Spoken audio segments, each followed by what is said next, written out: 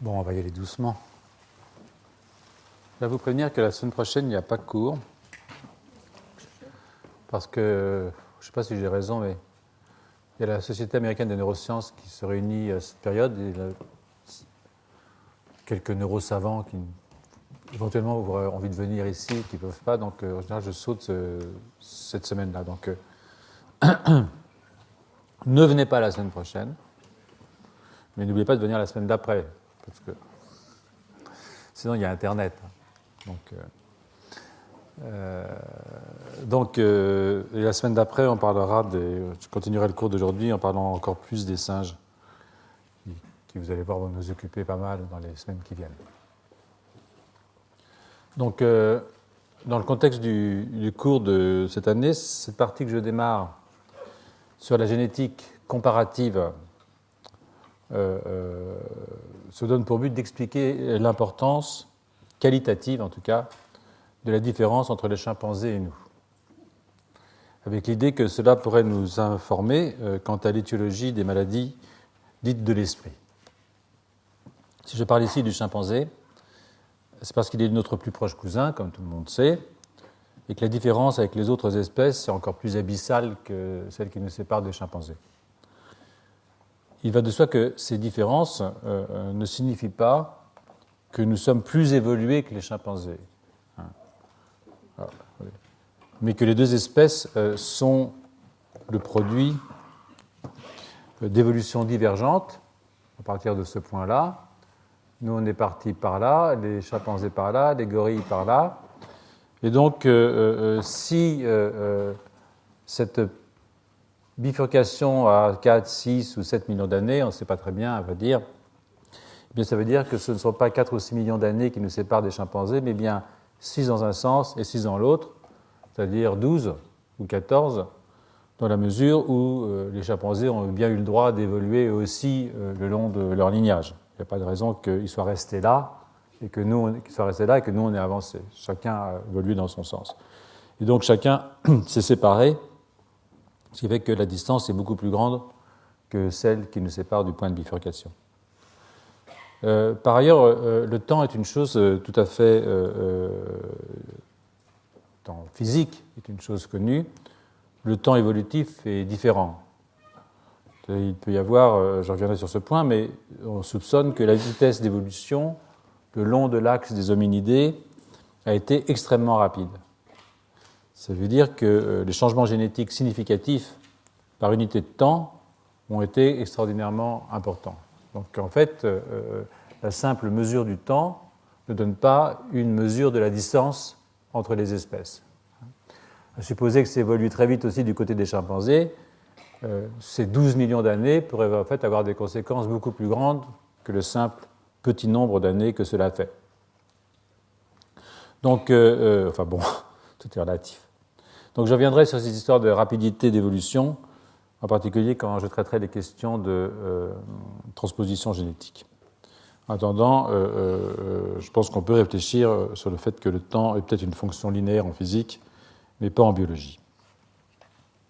Comme on l'a discuté plus haut chez les primates, la taille du cerveau est en première approximation, je l'ai discuté déjà plus haut, je veux dire, les années qui ont précédé, la taille du cerveau est en première approximation proportionnelle à celle du corps, pour des raisons que le cerveau, c'est un organe qui nous sert à bouger essentiellement, à sentir et à se mouvoir, en fonction de ce qu'on sent d'ailleurs.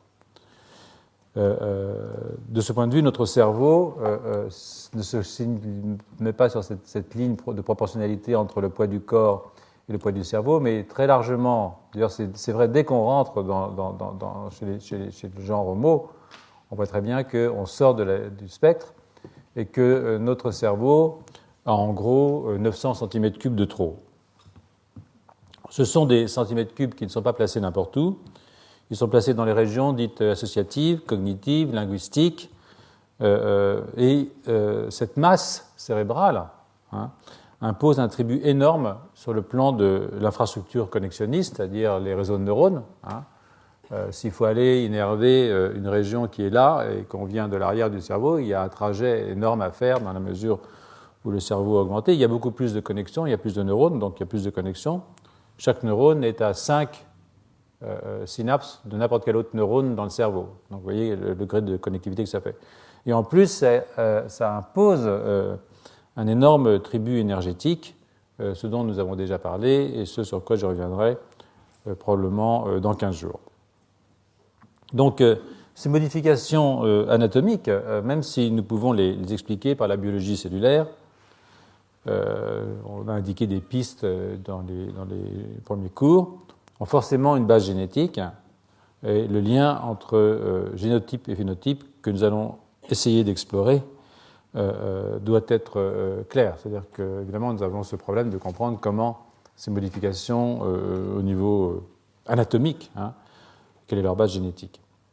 Donc c'est une question de positionnement des bords, on en a parlé, une question de nombre de divisions des progéniteurs par compartiment, une question de migration, une question de la diversité des types cellulaires.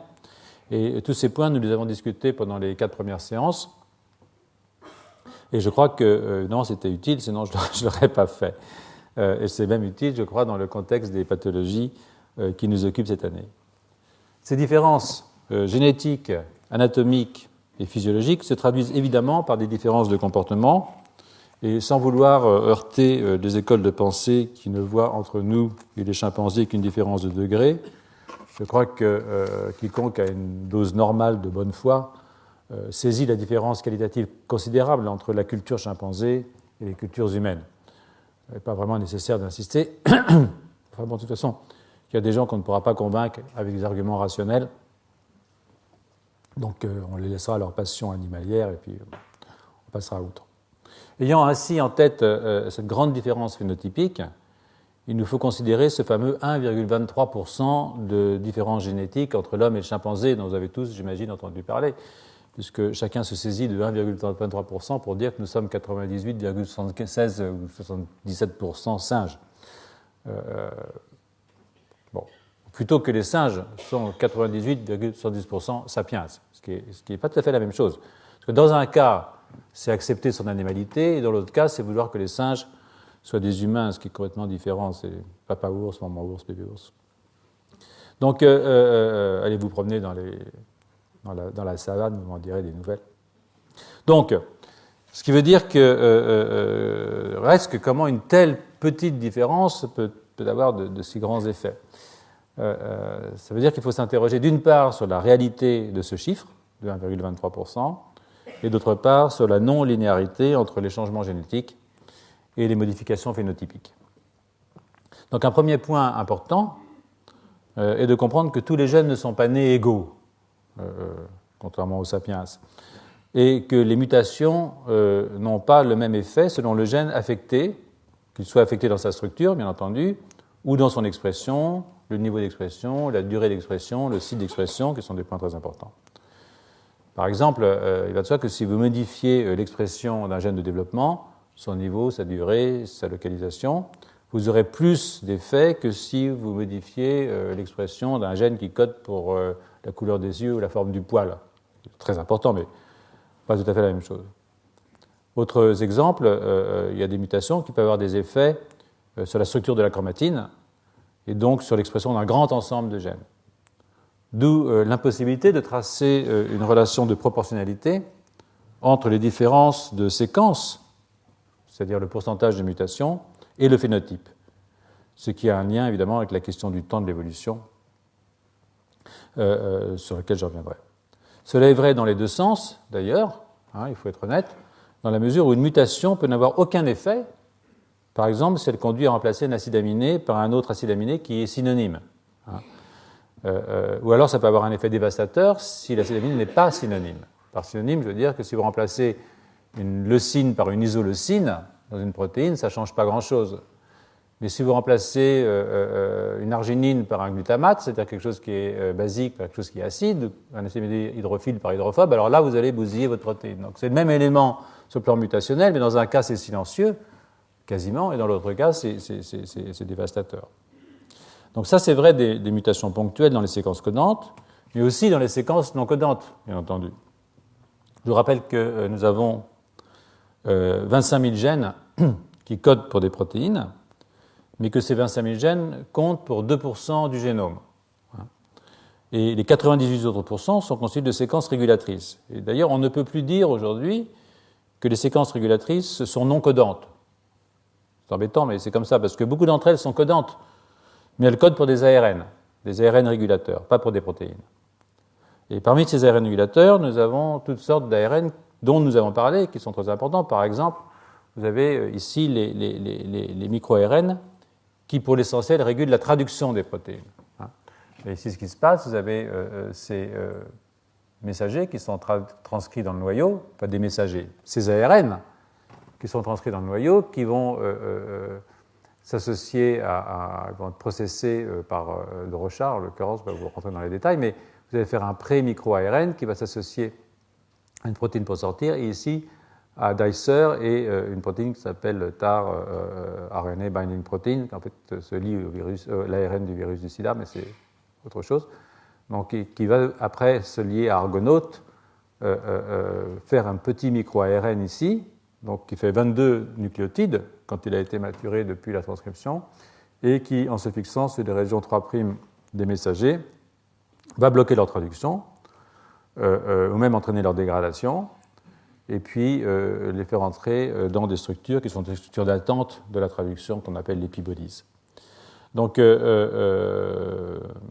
ça c'est un mode de régulation, mais vous voyez que ce sont des ARN qui ne sont pas encodés par les régions qui codent pour les protéines.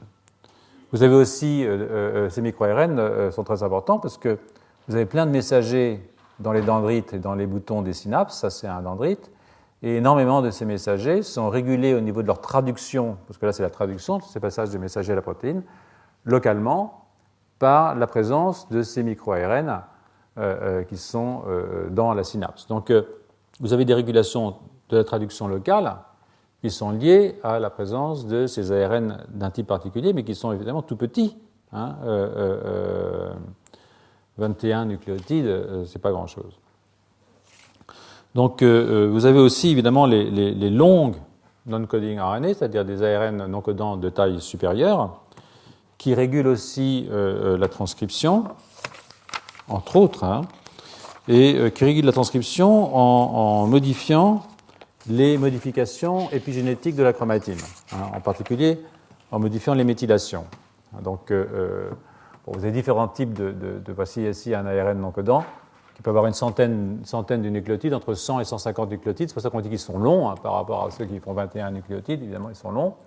Et ils vont réguler la transcription à différents niveaux, soit directement en interférant avec des protéines qui elles-mêmes régulent la transcription, soit en modifiant la structure de la chromatine. Et je ne sais pas si vous vous rappelez un tout petit peu ce qu'on avait dit l'année dernière, mais vous voyez ici par exemple des zones actives de la chromatine, enfin inactives de la chromatine. Vous avez des hyperméthylations des histones ici, donc vous avez ici ces histones hyperméthylées qui signent un silence de la chromatine. Et puis ici la chromatine est activée, là c'est le contraire, c'est les mêmes complexes OXA dans soit des fibroblastes, soit dans le poumon, je vous rappelle ça. Et cette inactivation de la chromatine est liée en fait au recrutement de complexes inhibiteurs de type polycombe, complexe polycombe, par ces ARN non codants. Et quand ces complexes arrivent, eh bien, ils entraînent des méthylations des histones de type triméthyle sur les lysines en 27. Et ça restructure la chromatine et ça ferme la chromatine, c'est-à-dire que vous n'avez plus le droit d'être transcrit dans cette situation. Vous avez aussi des ARN non codants qui ont l'effet inverse et qui vont, eux, toujours par des effets de méthylation des histones, activer la transcription. Donc ces ARN sont évidemment très importants. C'est un exemple, il y en a d'autres, très importants dans la régulation de l'expression génétique. Mais ils ont aussi, d'ailleurs, des importances à d'autres niveaux, en particulier au niveau de la traduction. Mais bon, c'est pas, je ne vais pas vous faire un catalogue. Alors, il y a aussi une chose sur laquelle je finirai le cours cette année, parce que c'est quelque chose qui nous intéresse beaucoup dans le laboratoire et sur lequel nous réfléchissons beaucoup en ce moment. Et j'avais déjà un petit peu parlé l'année dernière, qui sont les ADN sauteurs, vous vous rappelez, les rétrotransposons, et en particulier les lines et les signs, c'est-à-dire long interdispersed nuclear elements, Small Interdispersed Nuclear Elements, qui ont des fonctions régulatrices et différents types de fonctions régulatrices. Par des fonctions, alors, ces lines, les lines, par exemple, c'est ça, c'est des morceaux d'ADN qui sont dans les chromosomes, qui sont transcrits en ARN, qui sortent et qui sont ici, vous avez donc ce qu'on appelle open reading frame, c'est-à-dire 2 séquences qui codent pour des protéines dans cet ARN, une endonucléase et une reverse transcriptase, et puis du packaging, chose qui permet de faire un package et de rentrer de nouveau dans le noyau. Et là, la reverse transcriptase fait de l'ADN, l'endonucléase fait un trou, et hop, je m'insère. Donc je peux sauter d'un fragment du génome à l'autre grâce à ces 2 open reading frames que j'ai dans ma séquence. Ce sont il y en a, chez l'homme, il y en a encore 150 qui sautent tout le temps. Chez la souris, il y en a 3000 qui sautent tout le temps. Et ils ont en plus un effet beaucoup plus important qu'on ne croit parce qu'il y a les autres qui s'appellent les signs, qui sont les Small Interdispersed Nuclear Elements, qui sont beaucoup plus nombreux que les lines, qui peuvent être transcrits en ARN, qui peuvent sortir, mais ils n'ont pas ce qu'il faut pour rentrer. Mais si vous avez activé un line et que maintenant vous avez la reverse transcriptase et tout le truc, ils peuvent aller capturer les open reading frames des lines et les utiliser pour aller s'insérer dans le génome et sauter à leur tour. C'est-à-dire que les signs sont des petits éléments qu'on appelle souvent des séquences ALU qui sont très très très nombreuses dans le génome humain et qui sont aussi des ARN sauteurs, ou plutôt des ADN sauteurs, puisqu'ils ne s'intègrent quand ils ont été transformés en ADN. Donc ces molécules ont des effets régulateurs extraordinairement importants. Ils peuvent réguler directement la méthylation des doublets CPG dans le génome. Ils peuvent aussi réguler la traduction, en fait. Et puis, ils ont des effets mutagènes permanents par insertion dans le sein du génome. C'est-à-dire qu'ils peuvent créer de la diversité dans le génome. Vous voyez ici, par exemple, que si vous avez un élément line qui vient aller interrompre cet exon, là c'est un exon, un deuxième exon, un troisième exon, vous allez avoir une mutation, même si c'est un gène, vous allez avoir une mutation. Là, vous allez avoir, avec 2 lines, vous pouvez faire de la recombinaison homologue, parce que ces 2 gars-là vont se reconnaître, et à ce moment-là, au moment de la division cellulaire, vous allez faire des appariements interdits, mais créer de la disparité dans votre génome. Et puis, vous pouvez avoir simplement modifier, supprimer celui-là pour mettre line à la place. Vous pouvez aussi faire des changements d'épistage en masquant Et ce qui est intéressant dans toutes ces... Et là, ce qui se passe, c'est que le line s'insère, il va être méthylé, et la méthylation va se répandre jusque vers les autres éléments adjacents. C'est-à-dire que vous allez bloquer, vous modifier la transcription des éléments adjacents en modifiant la méthylation du génome à ce niveau-là. Et ce que vous devez constater quand vous regardez ça, c'est que c'est sans mutation. C'est-à-dire que si vous regardez la différence de séquences au point de vue du nucléotide, vous n'allez pas les voir. Parce que quand vous faites ça, vous n'introduisez pas des mutations dans vos gènes. Les séquences sont toujours présentes. Et de ce fait, ce sont des événements qui ne sont pas compris dans les fameux 1,23%, bien qu'ils soient extraordinairement importants pour ce qui est des évolutions du génome. Évolution au cours de l'évolution, mais aussi évolution au cours de la vie, bien entendu, de notre vie. Voilà. Donc, je voudrais que vous arrêtiez, on s'arrête une seconde pour contempler la révolution que cela constitue. Hier, nous avions 98% d'ADN poubelle, d'après ce qu'on disait, quoi. Et après, on a eu 90% de séquences non codantes et 2% de séquences codantes, avec l'idée que les séquences non codantes, c'est des séquences où se fixent des protéines pour aller réguler l'expression des séquences codantes. Et puis, des introns ou des régions intergéniques. Et puis aujourd'hui, eh bien, on découvre qu'une part importante de ces séquences non codantes sont en fait des séquences codantes, mais qu'elles ne codent pas pour des protéines, mais pour des ARN dont les fonctions régulatrices s'exercent au niveau de la transcription, de la traduction, de l'évolution du génome, et peut-être à d'autres niveaux qu'il nous reste à découvrir. Donc c'est vraiment un génome nouveau qui est apparu au cours des dernières 5 années, en gros, 5 années en gros, pas plus, dont l'instabilité n'est pas la moindre des propriétés intéressantes, surtout quand on vient à s'interroger sur des maladies dont on peut penser qu'elles sont des maladies adaptatives, des maladies d'une adaptation plus ou moins réussie à des changements hormonaux par exemple. On en a parlé à propos de la période critique prépubertaire, pour ce qui est de certaines maladies psychiatriques, mais aussi sociaux, quand on parle de certains épisodes dépressifs, qui peut être déclenché par une modification du milieu au sens large. même si génétiquement, on peut penser que certains individus sont plus à risque que d'autres, génétiquement parlant, justement. Donc, ça, vous allez voir, je vais y revenir, c'est quelque chose qui est en train de faire bouger la frontière entre ce qu'on appelle classiquement le génétique et l'épigénétique. C'est-à-dire que si même ces éléments de modification du génome peuvent être induits par un stress, par exemple, eh bien, ça veut dire que le milieu peut modifier le génome.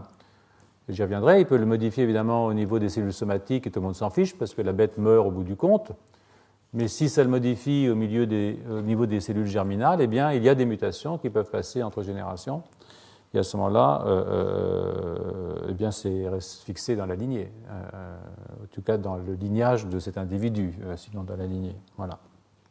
Donc ça, ce sont des choses qui sont importantes. Alors à ces mutations ponctuelles et à ces insertions et par transposition, on peut rajouter en plus les duplications et les délétions génétiques. Ça, c'est des choses qui se passent tout le temps, et j'y reviendrai dans les cours suivants si j'ai le temps. Bref, pour en rester aux humains et aux chimpanzés, nos plus proches cousins bien entendu, les 1,23% relèvent du mythe, même si ça fait quand même 30 millions de paires de bases, l'air de rien, je veux dire, c'est quand même pas rien. Mais si on se soucie du quantitatif, c'est de côté des 6 à 7% de différence qu'il faut aller chercher, sans tenir compte de l'importance qualitative. Simplement, sur le plan quantitatif, c'est environ 6 à 7% de différence entre nous et les chimpanzés, ce qui n'est quand même pas tout à fait la même chose. Ça ne veut pas dire qu'on soit à 94% singe, je vous rassure tout de suite. Donc, je vais vous donner assez rapidement maintenant quelques exemples de mutations ponctuelles, avant d'en venir à l'identification des différences entre humains et chimpanzés, qui pourraient nous éclairer sur ce propre de l'homme, qui, à mon avis, n'est pas sans conséquence sur les maladies qui lui sont spécifiques. Alors pour ceux qui nous ont rejoints, je vais aller assez vite, ils nous ont rejoints en cours de route. Je rappelle ce que j'ai dit au tout début du cours. Quant à l'utilité ou l'inutilité, ça se discute d'une approche évolutive. De nombreux chercheurs considèrent que plusieurs maladies psychiatriques et neurologiques sont spécifiquement humaines, ce qui ouvre sur une approche évolutionniste, bien entendu, par comparaison des génomes.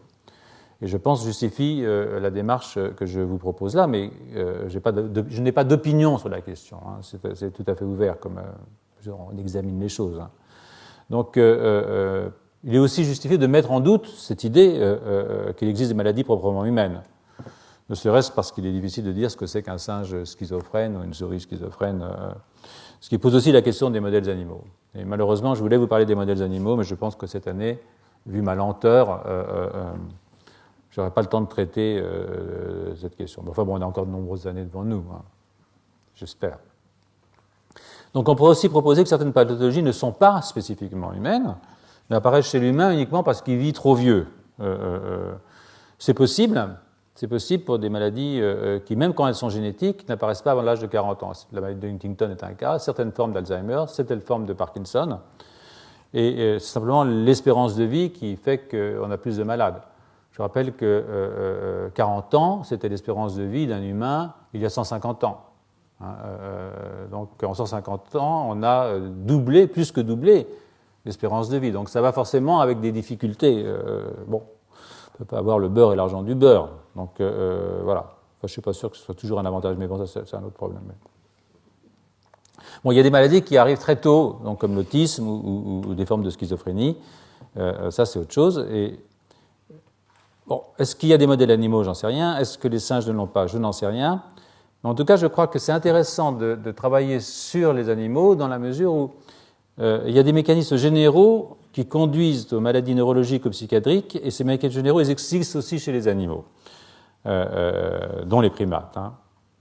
Alors, il faut à la fois voir ce qui est commun et en même temps prendre en compte les différences entre les espèces et considérer que ces mécanismes universels peuvent s'exercer. Ça, c'est un mécanisme universel, par exemple, peuvent s'exercer chez Sapiens au niveau de régions corticales ou de types cellulaires qui n'existent pas chez les singes. Alors, vous avez vu que ça existe, puisque je vous ai montré ce qui apparaissait, par exemple, chez Sapiens. J'ai parlé de la taille du cortex préfrontal. Il est plus grand chez Sapiens que chez les primates. J'ai parlé du nombre de neurones, d'interneurones inhibiteurs, neurones à parvalbumine, vous vous rappelez. Et ces différences, évidemment, existent.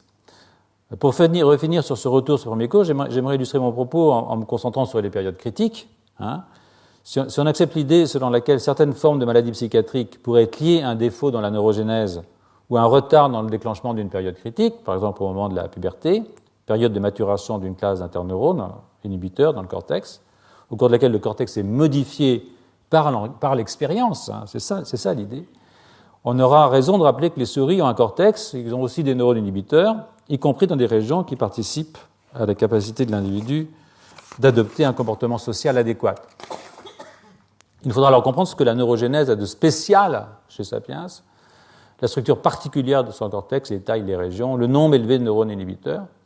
Et là, je ne sais pas si vous vous rappelez, mais ce que j'avais montré au cours des cours précédents, c'est que les neurones inhibiteurs chez la souris, chez le singe aussi, dans ce qu'on appelle le pallium ou le télencéphale dorsal, viennent du subpallium ou du télencéphale ventral, tous, c'est-à-dire que tous ces interneurones inhibiteurs, dont la maturation est essentielle pour ce qui est des périodes critiques dans le développement des animaux, alors que chez Sapiens, ils viennent des subpalliums, ça c'est vrai, mais vous avez aussi une partie, hein, ici en rouge, qui vient du pallium, c'est-à-dire du télencéphale dorsal. Donc c'est vrai que ce sont toujours des neurones, d'interneurones, mais il y a quelque chose de différent chez Sapiens.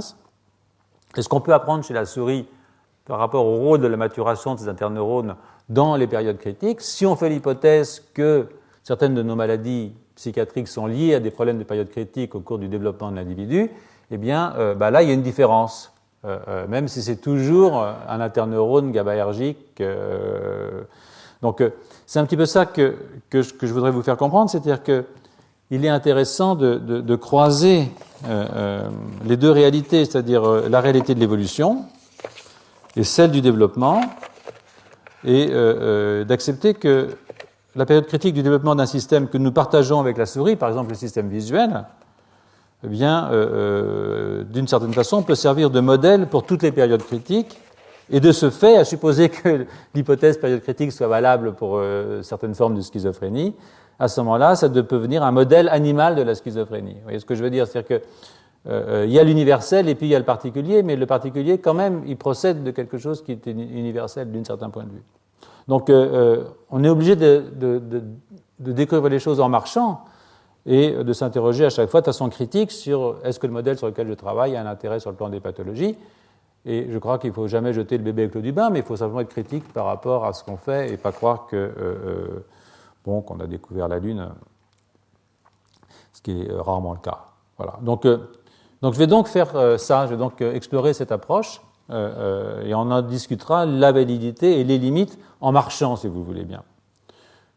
Donc je vais commencer en évoquant rapidement mutations ponctuelles. Hein, on va commencer par les mutations ponctuelles.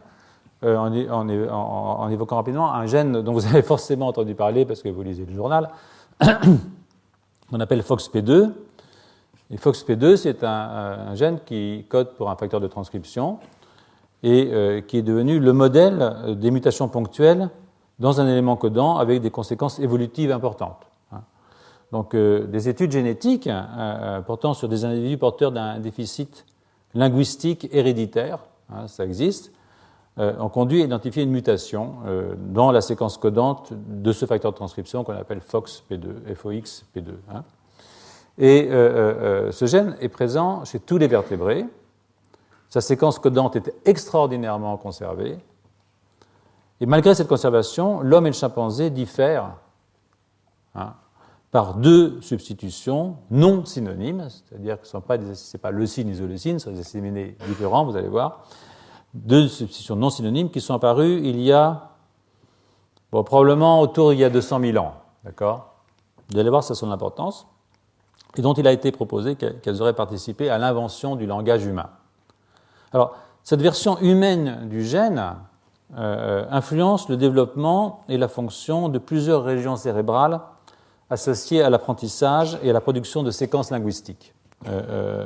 Ces fonctions incluent, et ça c'est quelque chose qui est important parce que ce n'est pas péjoratif, incluent aussi des tâches motrices délicates et fines qui sont celles qui sont nécessaires pour parler en particulier. C'est-à-dire que ce n'est pas si simple de parler. Donc, le langage articulé, c'est quelque chose qui nécessite un contrôle moteur et sensoriel extrêmement important des muscles du larynx en particulier, et puis des muscles de la bouche, de la langue, etc. Donc, ces mutations ponctuelles pourraient avoir contribué à l'exceptionnelle fluidité linguistique qui caractérise notre espèce. Je sais pas, vous avez déjà parlé avec une guenon récemment, mais moi pas, mais je crois que c'est pas tout à fait la même chose. Donc, la date de leur apparition, ces mutations, laisse penser que les néandertaliens étaient aussi doués, en tout cas étaient capables, de parole humaine. Donc, dans une revue extrêmement récente, alors là, vous voyez, chez Sapiens, ce qui s'est produit, c'est que le larynx est descendu d'un bloc. D'ailleurs, c'est pas sans danger. C'est pour ça que quand on avale de travers, on peut faire des fausses routes, ce qui n'est pas bon.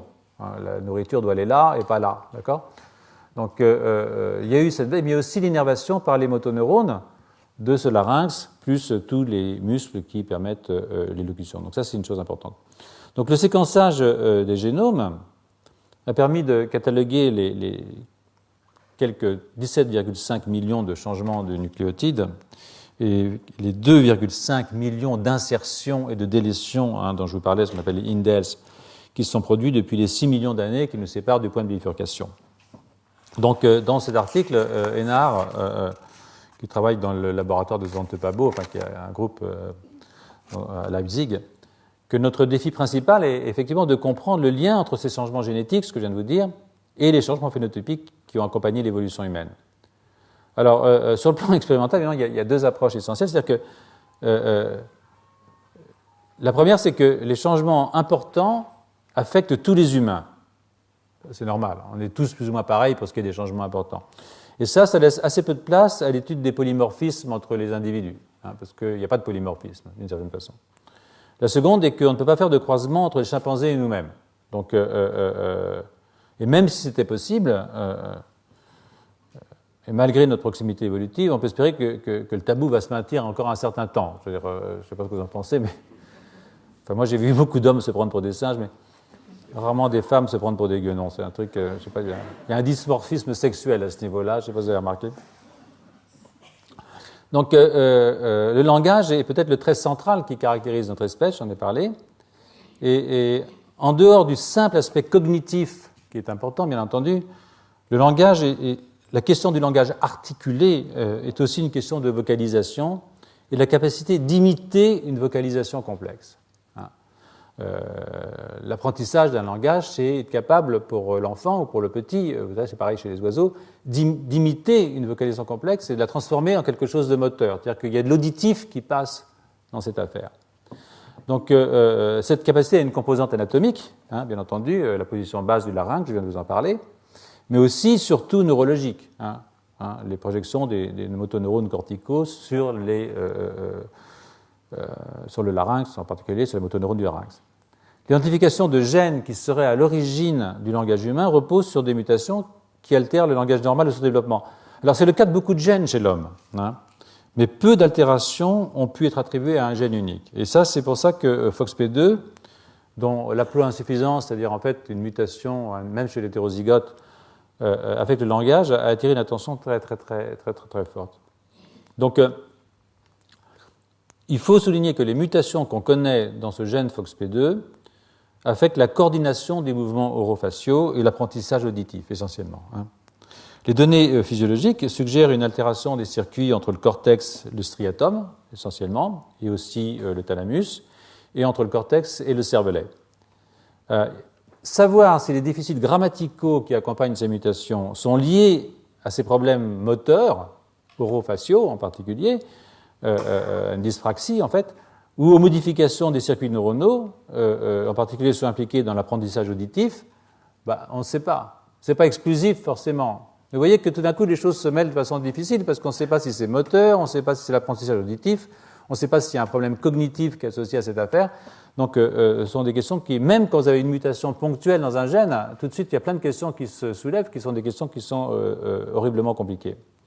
Donc, comme je vous le disais, FOXP2 est un facteur de transcription qui est exprimé dans un très grand nombre de tissus. Vous voyez ici, par exemple, son expression dans les couches 5 et 6 du cortex, dans les ganglions de la base, striatum en particulier.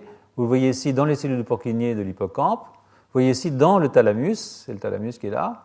Et vous avez une boucle thalamo-striato-corticale dont l'activité est elle-même régulée par les neurones dopaminergiques qui viennent de la substance noire et de l'aire tegmentale ventrale.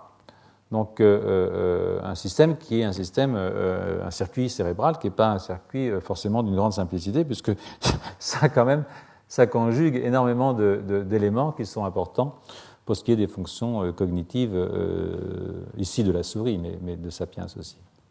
Donc dans le cerveau, donc, ils sont exprimés, comme je vous le dis, dans ces endroits-là.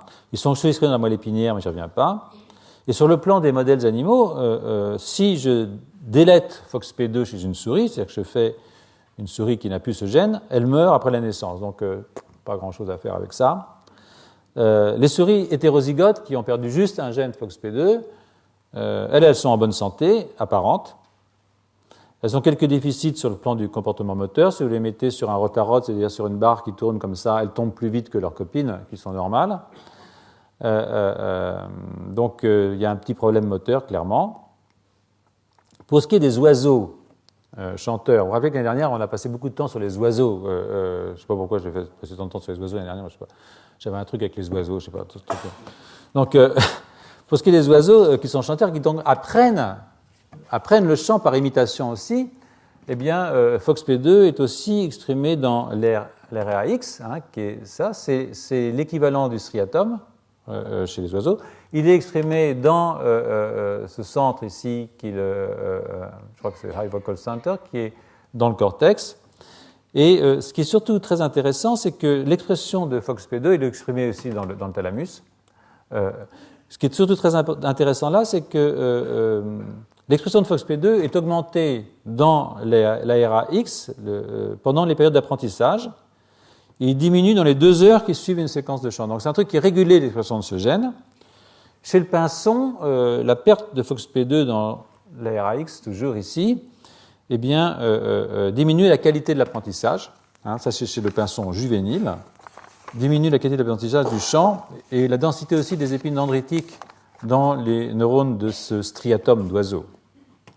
Ce qui est aussi intéressant, c'est que l'expression de FOXP2 augmente dans le thalamus auditif des souris après stimulation auditive, ce qui suggère de nouveau une activation dépendante de l'activité, y compris dans des neurones différenciés. Donc, ça laisse ouverte la possibilité d'un déficit qui prend son origine avant ou après la période développementale. Donc ça, c'est un peu compliqué. Et de nouveau, il y a quelque chose qui a à voir avec l'audition et avec l'imitation. C'est important de comprendre ça.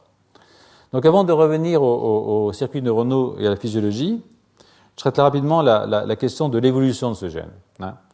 Chez les vertébrés, FOXP2 est parmi les 5% des protéines les plus conservées. Donc c'est un gène qui est extraordinairement conservé dans sa séquence. Par exemple, la poule et l'homme, diffèrent par 8 acides aminés sur 708. Donc ça fait 1% entre la poule et l'homme sur le plan des séquences entre les deux gènes. De nouveau, pour rappeler que le problème, ce n'est pas les mutations, c'est l'endroit où elles tombent. C'est comme la bombe de l'ongle de Borisian. Donc, savoir où ça tombe, c'est important. Donc, entre la souris et l'homme, il y a 3 acides aminés de différence. D'accord ? Donc, ce qui est particulièrement intéressant est que 2 changements sont produits après notre séparation avec les chimpanzés. Vous voyez ? Ici, là, tout au bout, vous avez ces 2 barres verticales entre notre séparation avec les chimpanzés. Ce sont ces 2 acides aminés-là. Et c'est celui-là qui est particulièrement important. Donc, l'évolution récente a été très, très rapide. Sur 175 facteurs de transcription, FOXP2 est le 6e plus rapide, et les 5 autres sont exprimés dans le système immunitaire ou ils sont impliqués dans la spermatogénèse.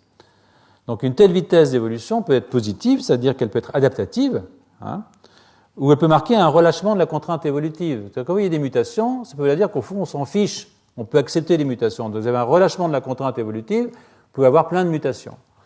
Là, donc ça peut marquer que c'est très important, ou marquer qu'en fond, ça n'a aucune importance. Donc vous voyez que déjà, c'est un peu compliqué, parce que dans le cas présent, un relâchement de la contrainte évolutive est assez improbable, parce qu'il y a très peu de polymorphismes non synonymes. Hein. Ça veut dire que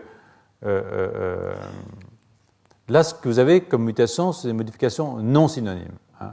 Et dans une espèce, les polymorphismes non synonymes sont assez rares. Quand ce n'est pas important, en général, c'est plutôt des mutations synonymes. Donc, on peut expliquer, on peut supposer, si vous voulez, que ce n'est pas un problème de relâchement de la contrainte évolutive, à cause du petit nombre de polymorphismes non synonymes qu'on observe. Il y en a moins de 5%.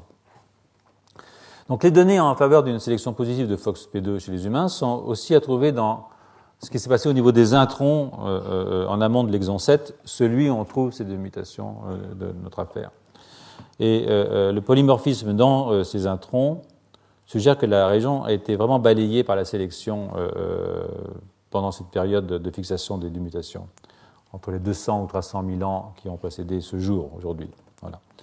Donc c'est une mutation qui était présente chez les Néandertals, et aussi chez les Denisoviens. Hein. Les Denisoviens, c'est aussi c'est un peu de la famille. Hein.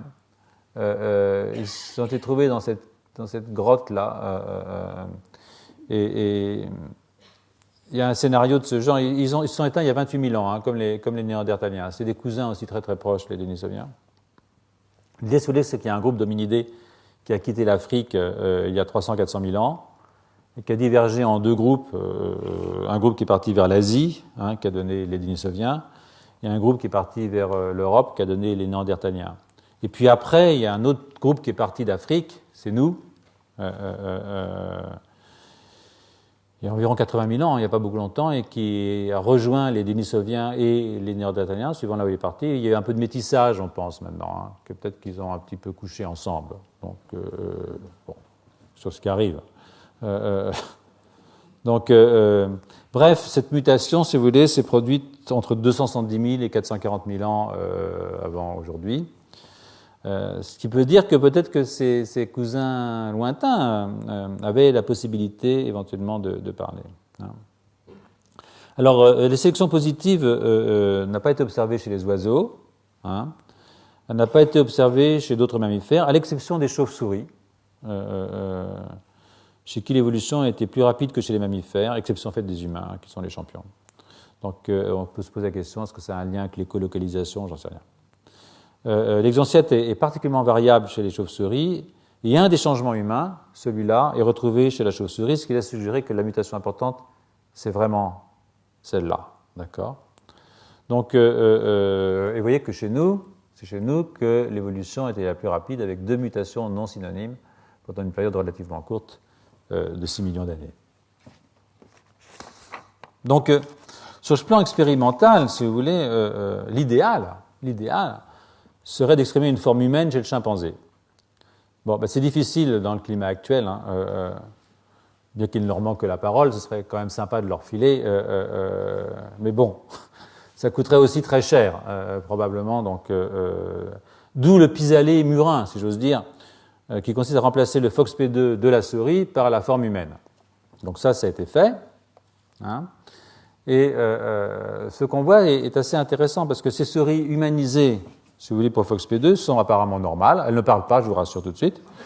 Mais elles sont un peu déficientes dans leur comportement exploratoire. L'analyse démontre qu'elles ont une baisse de dopamine, hein, voilà, ici, au niveau du cortex. Elles ont une augmentation de la taille des dendrites, aussi au niveau du cortex. Elles ont aussi une augmentation de la taille des dendrites dans le striatum, dans ce qu'on appelle les medium spiny neurons. Ici, vous avez aussi une baisse de dopamine à ce niveau-là, une augmentation des dépressions à long terme, qui est un caractère de fonctionnement de la synapse. Donc on peut voir, et toutes ces modifications qu'on observe quand on met un gène humain à la place d'un gène de souris vont dans le sens contraire d'un hétérozygote chez la souris. C'est-à-dire c'est comme si le gène qu'on met était hyperactif par rapport à un FOXP2 normal. Donc remplacer le gène de la souris par un gène humain, c'est comme faire un gain de fonction, si vous voulez, de FOXP2. Et sur la droite, ici, c'est juste pour vous rappeler que les circuits qu'on a chez la souris, chez les mammifères et donc chez Sapiens, sont très proches de ceux qu'on peut avoir chez les oiseaux. Donc, dans quelles contexte une telle adaptation a pu se montrer positive? Ben évidemment, le circuit que j'indique ici est un circuit qui est important dans le langage. Il est probablement important dans la cognition, dans le contrôle moteur. Et de ce fait, vous vous doutez bien que tout le monde a été regardé s'il y avait des études d'association entre maladies mentales, genre schizophrénie et autisme, et des mutations de FOXP2, ou des modifications des patterns de méthylation des îlots CPG, en particulier au niveau du premier exon qui peut être impliqué dans la régulation de l'expression. Et les gens ont regardé, hein, et les résultats, bon, voilà les résultats, ils sont assez intéressants dans la mesure où bon, il semblerait qu'on puisse trouver des associations, si vous voulez, entre des mutations. Voilà. Et la conclusion, ces résultats suggèrent, parce qu'on ne peut rien démontrer comme ça véritablement. Hein. Bon, ils suggèrent que FOXP2, le gène FOXP2 pourrait conférer une vulnérabilité à des patients schizophréniques avec des hallucinations auditives, hein, par exemple. Donc ça, c'est pas inintéressant vu ce que j'ai dit sur les problèmes d'audition, mais c'est assez mou hein, comme résultat. Ici, FOXP2 pourrait être impliqué dans les désordres du langage dans des patients avec des signes de schizophrénie. Hein. Alors ici, c'est le contraire. Cette étude n'a pas pu identifier de variances, de trucs comme ça dans FOXP2, OTX1, NGREL1, DLX2, OXA1, etc. Donc, mais enfin, quand même, il y a une sorte de tendance vers l'idée qu'il pourrait y avoir un lien entre des mutations FOXP2 et des maladies de type mental, entre les maladies de l'esprit, on va dire, d'accord, si vous voulez bien. Voilà. Bon, mais ce n'est pas totalement convaincant, pour rien vous cacher. Alors, dans une situation de ce genre, on peut se poser la question inverse, si vous voulez. On peut se dire, est-ce que des difficultés d'ordre linguistique ou auditive, hein, après tout, peuvent avoir des conséquences dans un fond génétique donné, bien entendu, parce que vous allez voir, c'est vers ça qu'on va, c'est-à-dire qu'il faut toujours penser au fond génétique, dans le développement de maladies psychiatriques ou neurologiques, hein, plutôt psychiatriques en l'occurrence. Donc c'est une démarche inverse qui consiste à rechercher des troubles psychiatriques chez des patients linguistiques. Et donc dans ce cas-là, ce qu'on va faire, c'est qu'on va chercher, ça c'est très très moche, mais c'est pas grave, il faudra me croire sur parole. On va aller chercher des mutations qui se traduisent au niveau phénotypique dans un problème linguistique ou auditif, en disant est-ce que ces gens-là ont plus souvent des maladies de type celles qui nous intéressent, quoi. Donc, ben non. Non, y compris même pour FOXP2, que vous allez voir quelque part ici, je ne sais plus où il est, je ne sais plus où je l'ai mis. Dans ce cas-là, ils ont réussi à faire aucune association. Comment? Il est là, voilà. Vous voyez? Pas grand, rien. Hein, bon. Donc, bon, c'est décevant. Hein. D'une certaine façon, c'est décevant. Ils ont regardé FOXP1, FOXP2, puis CNTNAP2, qui est une molécule d'adhésion, des enzymes lysosomiaux qui aussi ont des conséquences sur les performances linguistiques. Et à ce jour, hein, aucun de ces gènes identifiés dans les troubles linguistiques n'ont montré un lien avec autisme ou schizophrénie.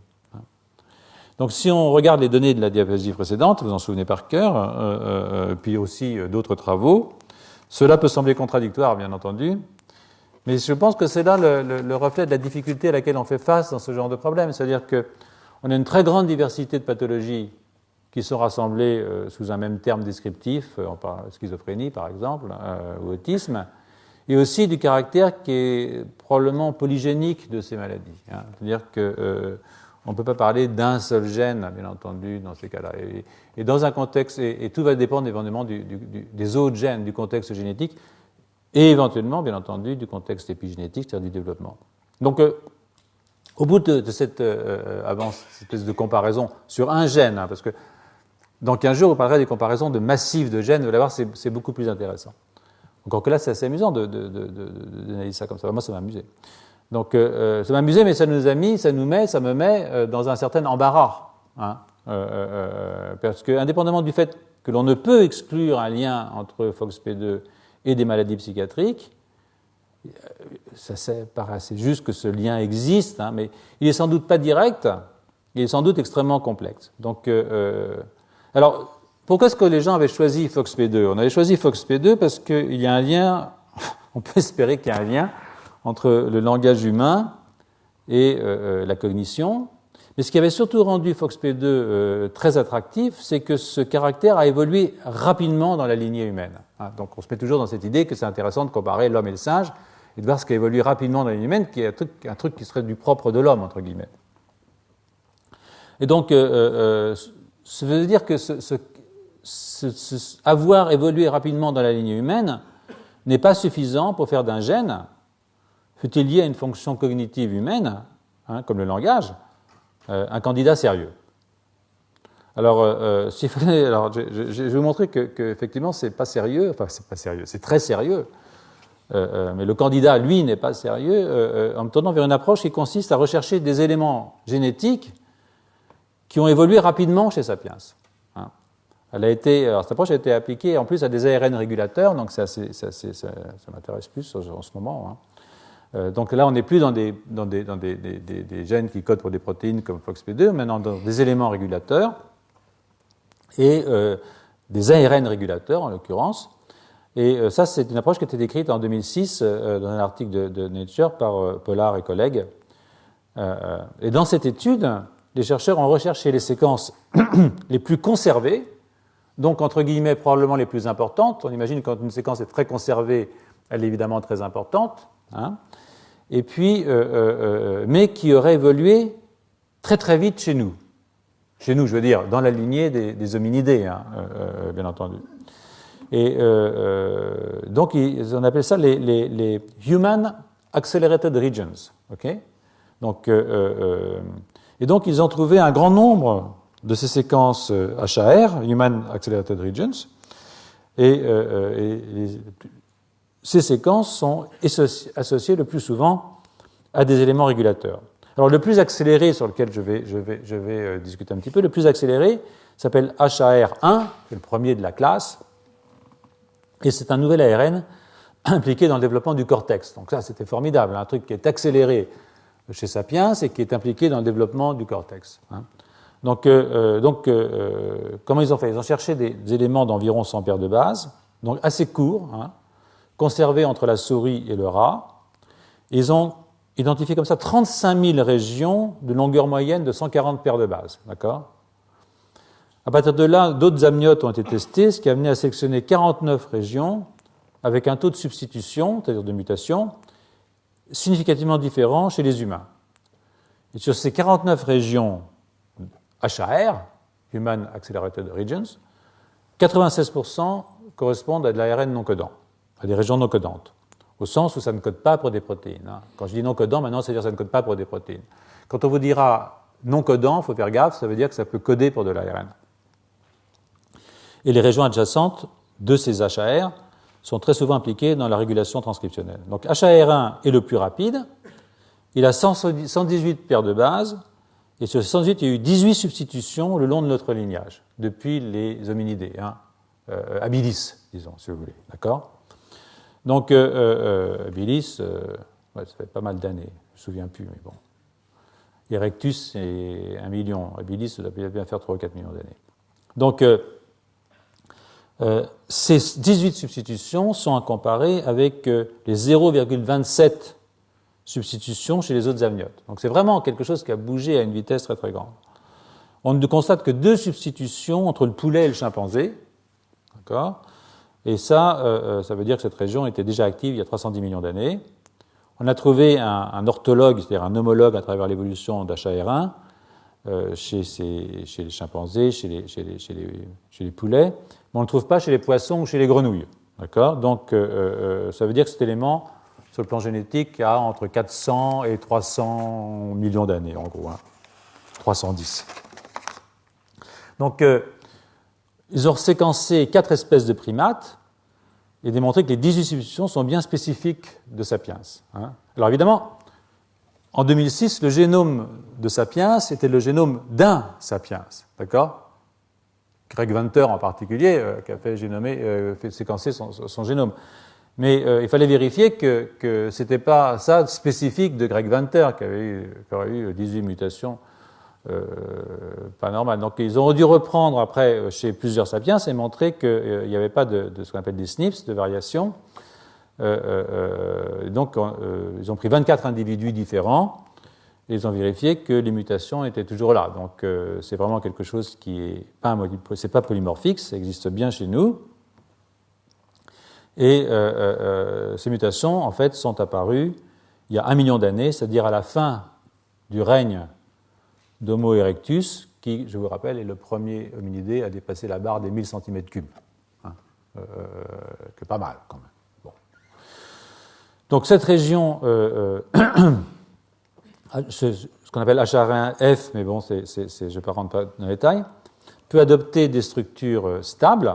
Hein, et vous voyez qu'il y a une grosse différence entre l'humain et le chimpanzé. Ça, c'est l'humain, ça, c'est l'humain, ça, c'est le chimpanzé. Ça, c'est une des premières analyses de séquence. Et ça, c'est les autres analyses qui ont été faites 2 ans plus tard, qui est probablement plus juste. On voit que, en fait, la structure de cet ARN régulateur chez Sapiens est différente de ce qu'elle est chez le chimpanzé. Elle est différente à cause des mutations. Il y a beaucoup plus de GC. D'accord ? C'est-à-dire que c'est une structure beaucoup plus stable. Vous savez que la force des liaisons GC est plus forte que la force des trucs AT dans le génome. Donc, mais surtout, ce qui était extrêmement important, c'est de regarder où était exprimé cet ARN régulateur. Est-ce qu'ils ont fait donc des hybridations in situ chez les humains. Ils ont vu que ce transcrit non codant apparaissait entre la 7e et la 9e semaine de gestation chez Sapiens, et uniquement au niveau du télencéphale dorsal. D'accord ? Et où ça dans les neurones chiral radius. Hein, ça vous rappelle quelque chose ? Vous étiez là il y a 15 jours, certains d'entre vous, j'imagine. Ceux qui sécrètent justement la riline, cette molécule qui est impliquée dans la migration radiaire, et je vous renvoie aux cours précédents, 4 cours précédents, si vous voulez bien, ou au site web, auquel vous avez accès sur les cours. Donc c'est assez amusant parce qu'on note une coexpression, peut-être vous voyez mal, on note une coexpression entre la riline et HAR1. Donc ces neurones chiral rhésus, qui sont tellement importants pour le développement du cortex, à plusieurs niveaux, la migration, enfin tout ça, expriment cet ARN. Et donc, suite plus tard, vers 24 semaines, 17 semaines, on le voit dans le gyrus denté, dans le cortex cérébelleux, etc., qui se développe à ce moment-là. Et dans quelques noyaux du cerveau postérieur dans le hindbrain. Donc, on voit l'excitation tout de suite. La riline est parmi beaucoup d'autres un gène candidat. Vous voyez ici ce papier du groupe de Rouleau au Canada, qui pense que la riline est un gène fortement candidat pour la schizophrénie. Donc, formidable, on a trouvé un élément humain qui migre, qui évolue à toute vitesse, qui est spécifique, qui a des formes, des SNPs, enfin spécifiques de Sapiens, qui est exprimé dans les neurones chiral rhésus avec la riline, et la riline a à voir avec la schizophrénie. Donc, on pourrait sauter aux conclusions en disant, ouais, on a trouvé un gène de la schizophrénie, c'est formidable. Ben non. Parce que, bon, il fallait quand même trouver la fonction de ce HAR1. Et puis là, il y a eu un grand trou. Il y a encore 202 HAR à examiner, donc on n'est pas au bout du compte. Mais le meilleur d'entre eux, le premier de la classe, a fait l'étude de quelques fonctions, d'études fonctionnelles. Et pour l'instant, rien du tout, sauf en 2010, l'année dernière, donc où il y a commencé à avoir un élément de réponse sur la fonction possible de ce gène, mais c'est une réponse qui ne concerne pas une maladie psychiatrique, mais qui concerne une maladie neurologique, et qui plus est une maladie neurologique monogénique, puisqu'il s'agit de la maladie de Huntington. Donc, dans un article, donc, ce groupe démontre que HAR1 est réprimé par REST, c'est-à-dire un facteur de transcription qui peut réprimer l'expression d'un millier de gènes, en gros. Alors, la maladie de Huntington, c'est une dégénérescence des medium spiny neurones du striatum, des interneurones GABAergiques d'abord, pour commencer, ensuite ça se gâte encore un peu plus, mais ça commence par là. Et elle est causée par une mutation d'un gène qu'on appelle le huntingtin, une mutation qui se traduit par l'augmentation de triplets, mais c'est pas important, elle est simplement mutée, on peut l'appeler muté huntingtin, et puis voilà. Donc, et les neurones malades donc, souffrent d'une répression d'un grand nombre de gènes qui sont liés à la relocalisation de la huntingtine mutée dans le noyau, que vous pouvez voir ici. Hein. Donc la huntingtine reste dans le noyau et ça entraîne la répression de nombreux gènes, dont un facteur de croissance qui s'appelle le BDNF, le Brain Derived Neurotrophic Factor. Donc, c'est une cible importante, le BDNF, parce qu'on sait que le BDNF est nécessaire à la survie des neurones. Et par ailleurs, ce que le groupe de Frédéric Sodou avait montré, c'est qu'il y a aussi du BDNF qui vient du cortex, dans cette façon glutamatergique de ces interneurones du striatum, et que la huntingtine transporte le BDNF. Donc, il semblerait que la huntingtine ait un rôle au niveau de l'expression du BDNF dans les neurones et du transport à partir du cortex. Donc ça, c'est quand même, en soi déjà, c'est quelque chose d'intéressant. Mais parmi les autres cibles identifiées, eh bien, ils ont identifié 7 micro-ARN réprimés dans le striatum des malades, et aussi des souris modèles, parce qu'on peut faire des souris qui ont le gène muté. Hein. Et plus récemment, ils se sont intéressés évidemment aux ARN non codants, aux longs ARN non codants, à nos copains là. Et dans le papier dont je vous parle là, ils ont montré que HAR1 était une cible de reste et que son expression est très fortement diminuée dans le cerveau des patients. Donc ils l'ont fait en séquençant les fragments d'ADN qui sont immunoprécipités avec reste. Et puis ils ont trouvé des sites de fixation de reste au voisinage d'HAR1 et bon, c'est pas rentrer dans les détails technologiques, mais ça ne prouve pas d'ailleurs que HAR1 ait un rôle à jouer dans la maladie de Huntington. Hein, encore faudrait-il retirer HAR1 dans le striatum spécifiquement et montrer que la souris développe un phénotype de type Huntington. Mais bon, ça nous pose de nouveau la question des modèles murins. Donc, ils ont quand même constaté que l'expression de HAR1 est réprimée dans le striatum des malades. Ça, c'est une bonne chose, enfin, si j'ose dire, mais pas dans le cortex des malades, justement dans le striatum. Donc, mais il est aussi vu que la répression de HAR1 par reste n'est pas conservée chez la souris, en tout cas dans le striatum. Donc, tout ça est assez compliqué. Tout ce qu'on peut dire, c'est qu'il y a peut-être un rôle de HAR1 dans la maladie de Huntington, mais probablement pas, en tout cas, ça reste à établir dans les maladies psychiatriques. Donc, je suis lent aujourd'hui. Il est 6 heures. Je pense qu'en plus, c'était assez compliqué comme affaire. Et comme là, je voudrais vous parler un tout petit peu. Est-ce que vous avez de la patience ou est-ce que... Oui ? Parce que bon, j'ai pas grand-chose d'autre à faire. Donc, je reviens donc à mon affaire. Je vous le repasse, comme ça vous fait un petit... Il n'y en a pas tellement, hein. Voilà. Donc à ce stade, je voudrais vous donner quelques éléments sur la suite du cours. Hein. Donc j'ai profité de ce qu'on est dans les ARN régulateurs pour passer un minimum de temps sur cette question qui va ouvrir sur la régulation de la transposition via les pRNA, c'est-à-dire des ARN qui sont associés aux protéines PIWI. Donc là, c'est une question c'est une option en fait intéressante, dans la mesure où il est de plus en plus apparent que le stress inactive ces protéines PIWI et que cela induit des transpositions, donc des mutations. Alors, si ces mutations se produisent dans les lignées somatiques, par exemple les cellules souches neurales, hein, eh bien, ça peut avoir des effets délétères sur l'individu, même des effets adaptatifs, pas forcément délétères. Hein. Et je vous renvoie au cours de l'année dernière, vous vous rappelez ici, ça c'est des cellules souches neurales. Et ce qu'on constate, c'est que via les rétrotranspositions, eh bien, au cours du développement, vous changez le génome de vos cellules de l'hippocampe. C'est-à-dire que vous modifiez génétiquement votre hippocampe. Et que même si vous prenez deux jumeaux, ils vont, au cours de leur développement, eh bien, ils vont avoir des génomes différents dans les cellules de type cellules des grains de l'hippocampe. Donc ça, je vous rappelle le renvoi au cours de l'année dernière. Donc ça, c'est intéressant parce que ça peut être une adaptation, évidemment, puisque ces cellules, il y en a 80% qui meurent et 20% qui sont sélectionnés. Donc ça, c'est intéressant. Je pense que c'est utile. Mais plus grave encore, si ces mutations se produisent, comme je le disais au début du cours, dans la lignée germinale, elles peuvent avoir des effets héréditaires. Donc j'aime assez ce schéma parce que j'aime bien brouiller les pistes. Et ça, c'est un schéma qui est formidable parce qu'il brouille la frontière entre le génétique et l'épigénétique. Hein, je me répète. Mais ça pourrait apporter un éclairage tout à fait nouveau sur l'étiologie des maladies qui nous occupent cette année. Hein. Et ensuite, je considérerais l'hypothèse sur laquelle les approches sur lesquelles nous avons passé beaucoup de temps souffrent de ne pas prendre en compte les réseaux de gènes. Hein.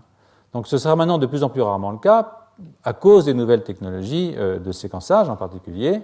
Et ça, je l'illustrerai à travers la comparaison entre le chimpanzé et l'humain.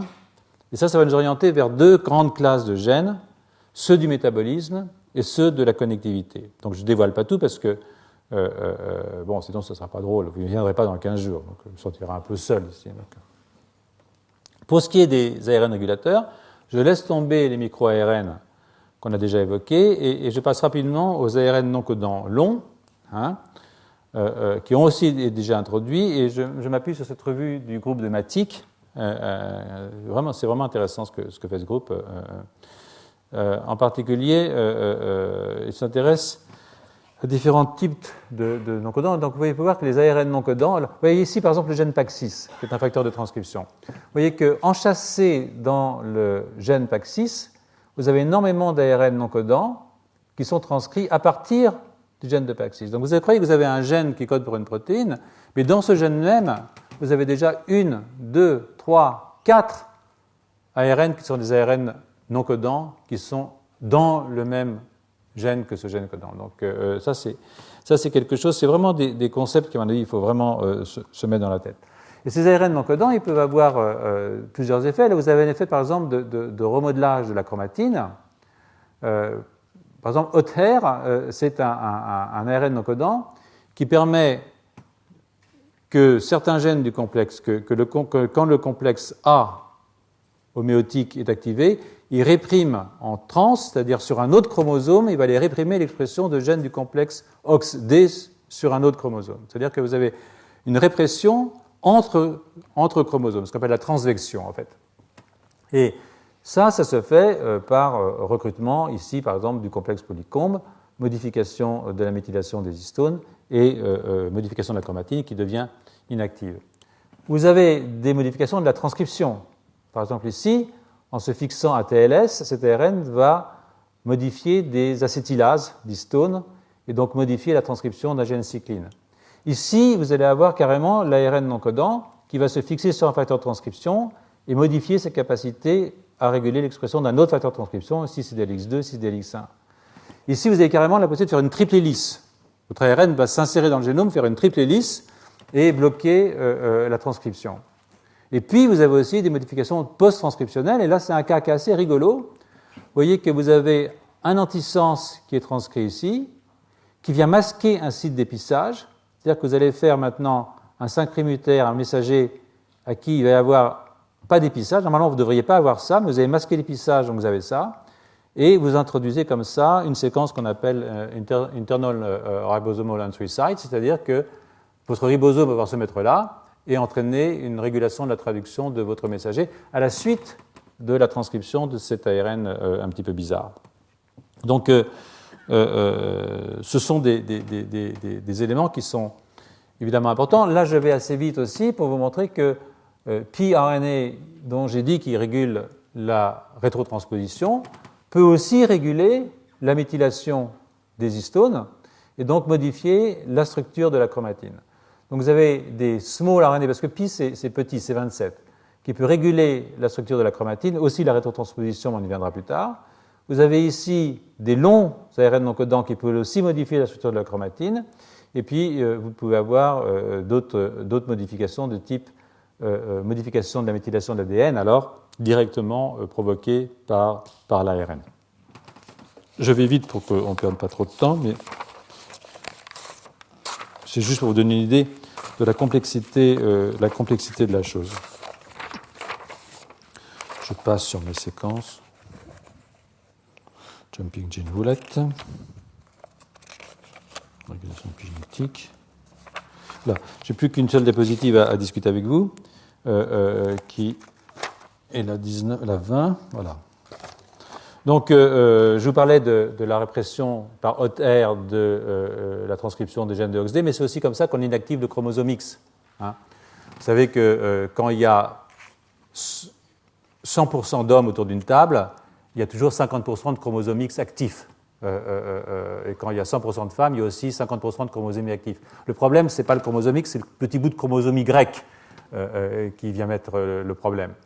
Mais vous ne pouvez pas avoir deux chromosomes X actifs, donc chez les femelles, il y a toujours une inactivation. Une inactivation est liée à un long non-coding RNA qui s'appelle exist, qui permet l'extinction de l'expression d'un des deux chromosomes X.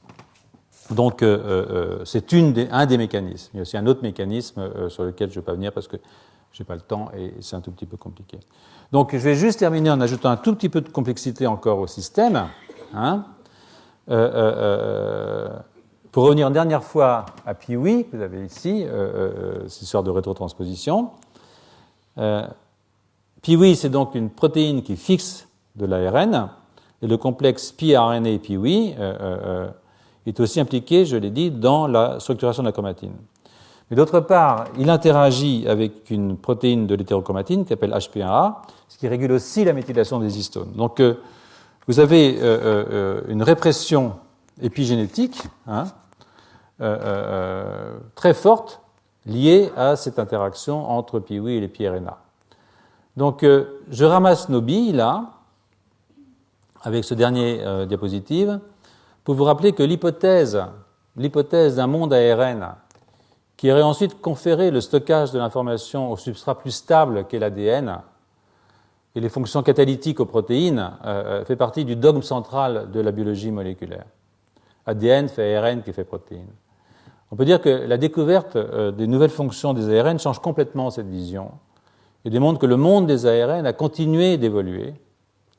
Alors, sur le plan quantitatif, le nombre de transcrits non codants est au minimum 4 fois supérieur au nombre des transcrits codants pour des protéines. Au moins 4 fois, probablement beaucoup plus. Et par ailleurs, l'organisation même du génome est extraordinairement complexe, ça vous en êtes rendu compte, mais elle n'est pas uniquement complexe, elle est aussi anarchique, avec des mélanges de séquences codantes, de séquences non codantes, de séquences non codantes sens, de séquences non codantes antisens, etc. Et si on peut s'essayer à classer les ARN non codants entre ceux qui sont introniques, sens, antisens, proches d'une séquence codante ou éloignés, nombre de ces transcrits échappent aujourd'hui à toute classification. C'est-à-dire qu'on est devant un monde qui est absolument inconnu sur le plan du génome. Du fait de leur abondance exceptionnelle, ces ARN non codants ont souvent été confondus avec du bruit transcriptionnel. Mais en fait, ils sont exprimés à des périodes très précises du développement et de façon dynamique et non stochastique. Ce n'est pas du hasard du tout dans le cerveau, ce qui exclut totalement l'hypothèse bruit. On a aussi déduit de leur conservation réduite au cours de l'évolution que ces ARN pourraient ne pas être fonctionnels. En fait, il faut se méfier parce que au sein d'ARN non codants, il y a des régions qui sont très très conservées et d'autres moins. C'est le cas de X-cyst, qui est donc l'ARN non codant qui inactive un des deux chromosomes X. En plus, le peu de conservation peut être une marque d'évolvabilité et d'intérêt pour une adaptation rapide, donc voir le cas des HAR. Donc, je clôt maintenant cette partie sur les ARN régulateurs, qui, à mon avis, est une partie quand même importante, en penchant sur le problème de l'édition des ARN. Alors, c'est quoi l'édition des ARN? C'est quelque chose qui est extraordinairement important pour créer de la diversité à la synapse. Parce que vous avez des ARN, y compris des micro-ARN, qui sont dans la synapse, ou qui sont dans le corps cellulaire, ou qui sont dans le cytoplasme, et dans lesquels il peut y avoir des transformations entre adénosine et inosine. C'est-à-dire que vous avez des enzymes qui permettent d'éditer l'ARN. Ce qui est transcrit peut être ensuite modifié. Et donc, quand vous faites ça, vous allez modifier les protéines qui sont traduites à partir de vos messagers. Et vous allez aussi modifier la possibilité que va avoir un micro-ARN d'interagir avec l'ARN dont il doit réguler éventuellement la traduction. Et ça, c'est des choses qui arrivent sur des récepteurs, par exemple le récepteur glutamate, et le site d'un phénomène d'édition qui est très très fréquent. Le récepteur 5-HT2C, qui est un récepteur à la sérotonine, est aussi le site d'édition extrêmement important. Donc c'est un phénomène qui est universel, mais qui s'est accéléré dramatiquement chez les vertébrés. Et c'est nous, les humains, qui, une fois de plus, avons le plus grand nombre de transcrits édités. Et parfois édités de façon multiple. C'est-à-dire que plusieurs adénosines sont transformées en inosines dans nos ARN messagers. Donc la forme dominante est effectivement une déamination de l'adénosine en inosine, catalysée par des adénosines déaminases.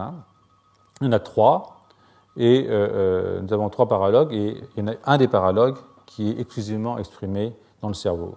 C'est pour moi, vous inquiétez pas. Donc, comment est-ce que ces modifications de l'édition peuvent modifier la fonction cérébrale en fonction de l'expérience?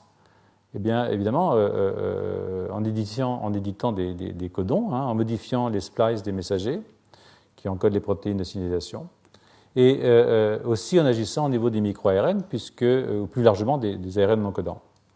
Donc, et l'activité de Hadar, qui sont les S-diménines des aminases, sont aussi régulées par l'activité. C'est-à-dire l'activité nerveuse va modifier le niveau d'édition que vous allez avoir. Donc, des mutations de Hadar chez C. elegans, chez la drosophile ou chez la souris altèrent les capacités cognitives et prédisposent ces animaux à une forme de neurodégénération. La surexpression est aussi délétère, pour rien vous cacher. Donc, c'est quelque chose qui est extraordinairement important. L'édition AI est beaucoup plus importante chez les humains que chez la souris, et 90% de cette augmentation est localisée au niveau des séquences ALU. Alors, les séquences ALU, de nouveau, ce sont les SINEs, les Small Interdispersed Nuclear Elements, c'est-à-dire ces séquences, ces petits ARN qui sont transcrits à partir de séquences de génome, mais qui peuvent être retranscrits en ADN et réinsérés dans le génome. C'est-à-dire que non seulement vous pouvez avoir de la rétrotransposition, mais vous pouvez rétrotransposer des ALU modifiés par l'activité. C'est-à-dire que vous pouvez modifier votre génome au niveau des séquences ALU par l'activité qui entraîne des modifications des séquences de vos petits ARN de type SINS. Donc ça, c'est quelque chose qui est intéressant. Alors évidemment, on peut spéculer, et Matic ne se prive pas de spéculer, avec l'idée que, évidemment, il peut y avoir une forte variation interindividuelle qui serait liée au phénomène d'édition locale des ARN messagers dans les synapses, mais aussi des ARN, je dis des ARN non codants, dans les synapses, avec un retour possible vers le génome. C'est-à-dire que ce qui serait modifié au niveau de la terminaison pourrait revenir s'intégrer au niveau du génome et donc laisser une trace épigénétique dans la cellule nerveuse à la suite de quelque chose qui s'est produit au niveau de l'activité synaptique à la périphérie. Donc, je trouve que c'est un peu tiré par les cheveux, personnellement, surtout cette dernière partie, mais en fait, pourquoi pas, on peut imaginer que c'est exact. En tout cas, c'est une hypothèse qui, à mon avis, mérite d'être évaluée. Et je vais arrêter là parce qu'il est 6h15 et je sens que vous êtes tous fatigués, moi aussi d'ailleurs. Je vous rappelle, je peux prendre des questions, bien entendu. Je vous rappelle qu'il n'y a pas de cours la semaine prochaine.